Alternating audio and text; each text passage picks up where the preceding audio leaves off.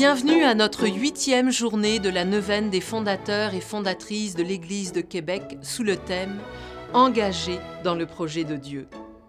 Aujourd'hui, le Père Marc Risetto commentera l'extrait d'une lettre que Saint Charles Garnier écrit à son supérieur 3 jours avant sa mort. Écoutez comment ce saint martyr s'engage jusqu'au bout. Il est vrai que je souffre quelque chose du côté de la faim. Ce n'est pas de ce côté-là que je crains.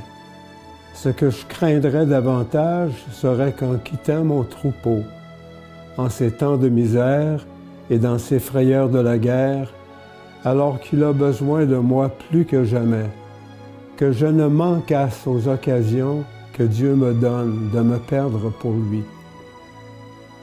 Si je voyais que les forces fussent pour manquer, puisque votre révérence me le recommande, je suis toujours prête à tout quitter pour mourir dans l'obéissance où Dieu me veut. Dans l'Évangile, Jésus nous rappelle qu'il faut être sage comme les serpents et innocent comme les colombes. Les hommes et les femmes qui s'engagent pleinement dans leur travail au service du Seigneur bénéficient de ce mélange d'innocence et de sagesse. Tel était l'exemple de Saint Charles Garnier, l'un des 8 martyrs jésuites d'Amérique du Nord du 17e siècle. Charles Garnier est né dans une famille noble de Paris le 25 mai 1606. Son père était sous-secrétaire du roi Henri III de France et sa mère était issue d'une famille noble d'Orléans. Dès son enfance, Charles possédait un mélange d'innocence et de caractère viril. Il a étudié au Collège de Clermont, l'un des plus anciennes écoles jésuites de France, et a rejoint les Jésuites en 1624. Il dit de sa vocation: « C'est Marie qui m'a porté dans ses bras pendant mes jeunes années. C'est elle qui m'a appelé à la compagnie de son Fils. » Après son ordination en 1635, il exprime un vif désir de rejoindre les missionnaires jésuites en Nouvelle-France. Son père s'oppose catégoriquement à ce que son fils aille dans les missions. C'était peut-être le rêve de Charles, mais cela signifiait une mort presque certaine en tant que missionnaire. Son père finit par céder après avoir constaté que son fils était de plus en plus convaincu que Dieu l'appelait en Nouvelle-France. Finalement, 1 an après son ordination, Charles avait été affecté à la Nouvelle-France avec un autre jésuite, Pierre Chastelain. Le navire arrive à Québec en juin 1636.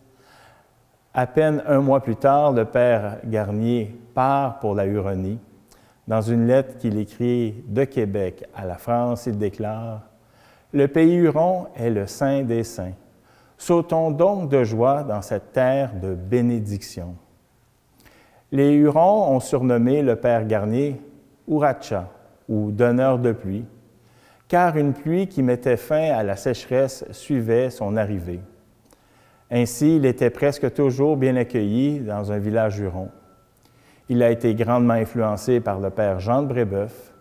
Garnier était une personne douce, innocente et pure, avec une forte dévotion à Notre-Dame. Le père Charles Garnier a été canonisé le 29 juin 1930 et est fêté par l'Église et les autres martyrs jésuites d'Amérique du Nord le 19 octobre. Saint Charles Garnier, priez pour nous afin que nous puissions partager votre foi et votre force.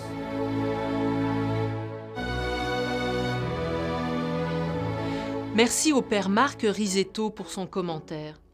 Vous savez, habituellement, une neuvaine est consacrée à un saint.